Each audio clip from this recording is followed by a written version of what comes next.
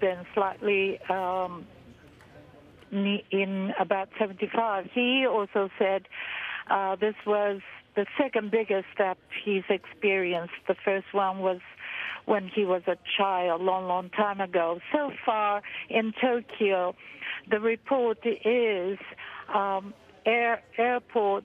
They've shut down the airport, the domestic Haneda Airport and the international Narita Airport. All trains in metropolitan Tokyo have stopped, and metro service has stopped, and also the expressway has stopped as well too. The previous couple that I've spoke to, they said that there was a warning shown on television and notice on television saying there will be a big earthquake, and 1 minute later the earthquake started. Wow, so not much warning there. Yes, it was about a 1 minute warning.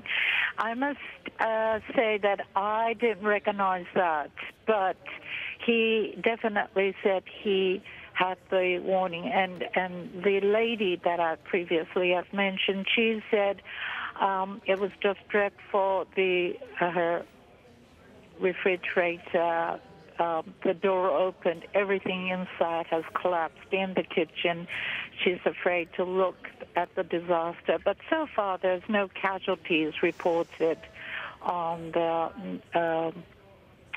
telly as well. Okay. We should just clarify that there may be no casualties reported on telly, perhaps in Tokyo, but we've had one report through AFP news agency of numerous casualties being reported in other parts of Japan. This, of course, just to update viewers, following a 8.8 magnitude quake striking off the northeast of Japan, shaking buildings as far away, 370 kilometers, as Tokyo. That quake hit exactly 1 hour ago at 05:46 GMT. We're talking to Yukiko Shimahara on the phone in Tokyo. She's been telling us that one of her neighbors had a 1 minute warning on the television before they actually started to feel the tremors there in the city. Yukiko, I want to just get an idea from you, 1 hour exactly from when this quake struck, what exactly the mood is around you. I must confess, I was at home, just returned from business trip yesterday, so I was taking things easy, and I was actually alone when the earthquake happened. So I didn't notice any warning on television. I just sat reading my notes and then felt the earthquake. At the moment, what's shown on telly right now is all the devastations that you see with the tsunami happening all along the coast of northeast Japan. Indeed, we've seen some astonishing pictures of great tides of water rushing through at least one port city, picking up anything in its path. We've had reports that there has been a 1 meter tsunami hitting Japan so far, but there are warnings for tsunamis up to 6. Some reports saying even 10 meters high, issued for as far afield as Russia, the Marcus Islands, Taiwan and even the Philippines. If you could just describe for us, I mean, most of us have never experienced an earthquake. What did it feel like when it struck? Well, as you know, Japan is used to earthquakes, even for me. But in the beginning, I thought when it started, it's the same usual little tremor, but it went on longer, and the rattling of the windows started to be pronounced, and you start to feel, oh, this is slightly different from what I've experienced so far, and I opened the door to the garden just to make sure that I would have an escape route, because we are always taught when you feel the tremor to go under the table to cover your head or go outside, stand by an open field. And that's exactly what I did standing in the garden.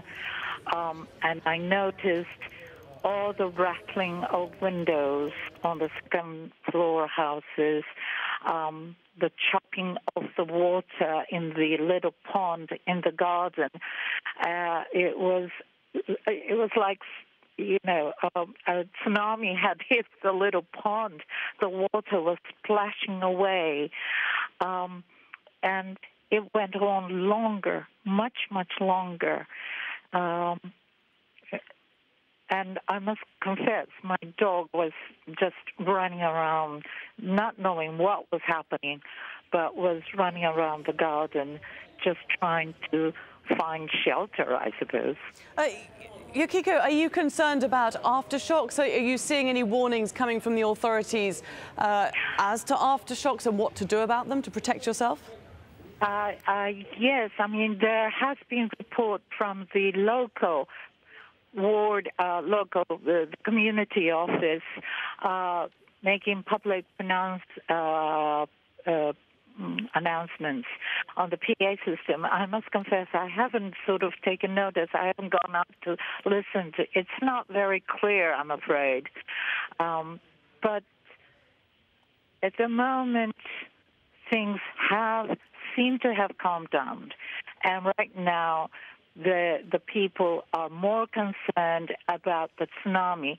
So the warning is mostly for those people living on the Pacific coast side, because a big tsunami warning is issued from northern Japan to even to the islands in Okinawa, way down south. And you say that tsunami warning has been issued. How far, if you just give us an idea, according to Japanese geography, how much of Japan that area covers? Well, I mean, from you know that Japan is long north and north to south. The tsunami warning is covering from Hokkaido, which is up north, and all the way to Okinawa, the islands down south. On the Pacific coast side, all you can see is red belt-like warning flashing. And at the moment, the northern areas are flashing now, saying it's 10 meters. The tsunami will be the height of 10 meters. Still lower, the figure for the southern places are much smaller, maybe down to 4 meters or 2 meters. You never know. I mean, it might increase. They're saying that it's going to hit so and at what time, whatever area. But so